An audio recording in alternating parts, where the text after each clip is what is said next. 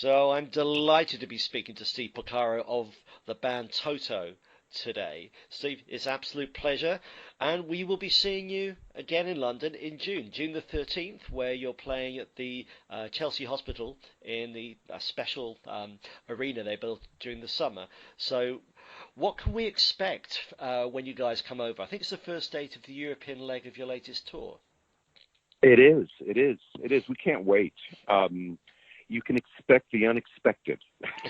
No, we always, besides playing the hits that we know people need to hear, if they're coming to a Toto concert, we love to play throw some kind of deep cuts in there, songs that we've never played live from much earlier albums, and things that we've always just loved and but never had the chance to play. And so we love to throw some surprises in there, and there's always some new kind of solo spots, and we're always tweaking the set list to try to keep it fresh and exciting for ourselves as well as the crowd.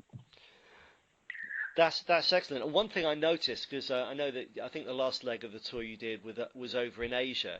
You've been playing a song which I don't think has been widely available, although it's been on a box set. Tell us about that one. Yeah, we do a couple brand new ones. Yeah, see, there's Alone and Devil's Tower, I think. Yes, Devil's Tower is the new one that we've been doing. That's from the box set. Yeah, we're very excited. That's the other thing, is there's surprises like that in there. Things you've never heard. Actually, Devil's Tower, which we opened with in Japan, that was a track that we found in the tape vault with my brother Jeff on drums and my brother Mike on bass. Yeah, it was a completed track. They all of a sudden realized, they saw me do that on my, I did a solo album a couple of years ago, and they saw me take a track. It was a tune of mine that we had recorded, and just nothing ever happened with it. It never got finished. It never was really a Toto song. There was way too many synths all over the place. And but when I got around to doing my solo album, I had this amazing track with my brother Jeff and my brother Mike on it, and the guys started taking a closer look at the warehouse, at the tape vault, and they pulled out like 4 things that we wound up kind of rewriting and finishing with Jeff's completed drum tracks already. So that was a lot of fun. And that's not the first time that type of thing's happened. Because I remember when I heard the story around Human Nature, that was kind of a similar bit of serendipity. Yeah, there's quite a lot of serendipity involved with Human Nature. Sure. And am I right that we might be hearing that as part of the set coming up? I don't know. Yeah, we that's another thing that's kind of fresh in the set, is we do a Storytellers thing. We kind of change the stage setup a little bit and just play shortened versions of some different songs that we know fans want to hear, or that we want to do, things that have never been heard before, a couple things. And we were doing a little bit of Human Nature in there. I don't know if we're going to continue to. But I think what I will say is looking back at all the Toto albums, I think of the first 6 albums you contributed to 1 song per album, and your songwriting style really complements the other type that Paich and Luke write. So they're Taking It Back, Secret Love, It's a Feeling, all great songs. I was going to ask you, on the 14 album, you had the track Little Things. It's a beautiful song. I mean, I'm not sure how that will fit into a live set, but I just wanted to say that is one of the highlights of that last studio album you did. Oh, thank you very much. If we then look at the live band, I know that over the years it's been through various iterations with David going away and coming back due to his health. Am I right that he's not touring currently, and that you've got Xavier? Yeah. Yes, Xavier has been taking David's place. Yeah, David's doing very good, by the way. And he's doing much better, but I think he's still going to take a break for the rest of the year anyway. What I would say for people listening to this is that Greg came in and filled in for David admirably.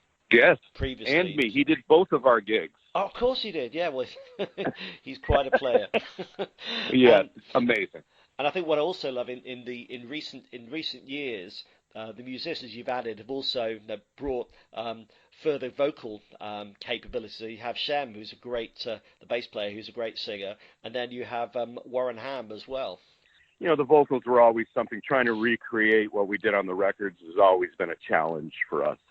And we love having Shem and Warren, two true tenors who can really sing high with a full voice like we did on the album. What's great about this gig coming up in London, well, first of all, it's the first gig of I think about well over a month of European shows. So thank you for choosing London as to kick it all off. But it's also a great, large, high-profile outdoor arena. So we're all hoping that there's going to be people coming along that haven't seen you before, and maybe haven't seen Joseph before as a lead singer. Sure. Yeah. No, we're looking forward to it. We always kind of we love playing for people that, doing shows like that where there's some people that normally wouldn't come to see us, catching us, and maybe we change a few minds, Looking back at it, now Joseph has been back since 2011, I think. 2010, just like me. That's when I came back. I was out of the band for 27 years.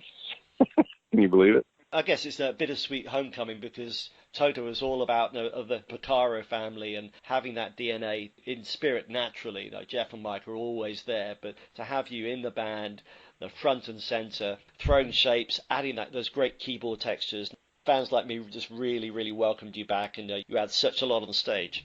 Thanks, I appreciate it. So you enjoyed the show at the Albert Hall? Oh yeah, I've been coming to see you guys for many, many years, but that particular show was great. Well, in two regards. One, it's such a beautiful venue, and the sound you got there was great. But also, the set which focused on a few of the albums, but then had cuts from pretty much across your career and some little surprises in as well. I think it was probably one of the best shows I'd seen you play, most complete shows anyway. Right. Thanks. One thing that I noticed is that you were in a band with Chris Squire, the Chris Squire Experiment at one point. I sure was. So tell me a little bit about that. Yeah, it was amazing. I had I kind of found this band when Toto was rehearsing. These kids from Las Vegas, they were a band called Logik, and they did an album for A&M. And then Billy Sherwood, that was from the band Logik, his brother Mike became my main songwriting partner. And Billy went on to started working with Chris quite a bit. It was first something for Chris's wife, and then our ex-wife. I forgot what the situation was. Billy and him became very close, and Chris wanted to put together a little solo thing, just him and Alan White, Chris Squire Experiment, and they asked me to play keys on it, and I was honored and thrilled to be playing with one of my biggest bass heroes out there. Yes was a huge influence on me. And you contributed to one of the Yes albums, I think, from vague recollection. Yes, out of that relationship, I love being able to say I played on a Yes record, but unfortunately, my hero, Rick Wakeman, hated the contribution from all these studio musicians that the producer of that album had thrown on there. He was very disheartened by it and calls it unlistenable. Was that the album Union? Yeah. You've heard what Rick says about that. He's a nice guy. Now, he appreciates people's contribution, but he says he calls it Onion because whenever he hears it, it makes him cry. Yes. I get it. It's got some great tracks on it, so we enjoy it nonetheless. If we then look at the show coming up in London, there's a support act that's been announced called The Darkness. Yes, I've heard. Just from another interview I did. I hear they're great. They blew up about 10 years, maybe a little bit more ago, as kind of this fun, very tongue-in-cheek, very flamboyant band, great live band, despite having their tongues firmly in their cheek, that they can really play, and they've got a really good following. So as a band to get the crowd warmed up, no, I think you enjoy it. And also, it's a means of getting a broader audience along that say, well, I'm not sure about Toto, but if the Darkness are playing, maybe it's going to be a rocking show. I think a lot of people are confounded by the fact that Toto as a live band really take the music to a different space than people might expect. Yeah, I hope those, like you said, I love doing that.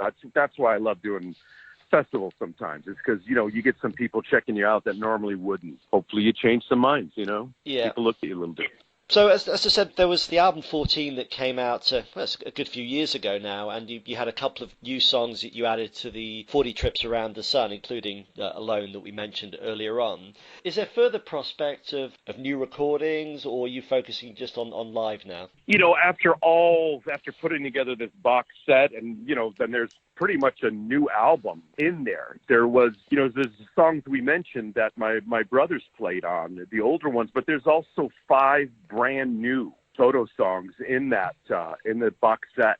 Single CD with the new stuff and old stuff is called Old is New, I believe. There's 4 old things there with my brother Jeff on drums and my brother Mike or David Hungate on bass. And then there's 5 older things and 4 new things is what it is. Certainly, people should check that out. I think the box set's called All In, and like you said, the disc with the new stuff is called Old is New. So, yeah, people should certainly check that stuff out as well. Yes, and that, by the way, will be released individually. Right now it's just in the box set.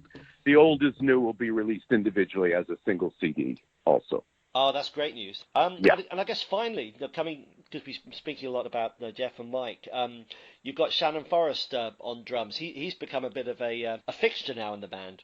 Yeah, we love Shannon. Shannon's an incredible musician, and, he's not trying to make the gig his own, if you know what I mean. Shannon was a huge fan of my brother Jeff's, and in as much as he does make the gig his own, he's in where it's important to us, he's paying homage to those records and to my brother Jeff, and not trying to separate himself, you know what I mean, like some musicians might at this point. And I guess once you finish the European tour, because I think it continues on to July, what's next for the band beyond that? We're doing a tour of the States starting in October. We'll do a tour of the States, and then we're gonna take a little rest. I think we've kind of been going at it nonstop for like 9-10 years now. And, we're not going away, but I think we may take a little breather. Unless you've already written one, is it time for Steve to write a book? I know Luke has got his gospel out. I think Luke did an amazing job. I really did. I was waiting to cringe at a couple moments. There was none. I thought he did an excellent job, especially of just kind of documenting the history of the band. He's the only guy that's been there from the very beginning. And, like I said, I took a incredibly long break, but he's been there the whole time. So he lays out the history of the band, and I thought he did a great job. Steve, it's been absolutely wonderful talking to you. We look forward to seeing you again. Toto playing on Thursday, 13th of June at the Royal Chelsea Hospital, boarded by the Darkness, and it's going to be a great show. So thanks again, and we'll see you there. Can't wait. See you there. Cheers. Bye-bye. Bye-bye.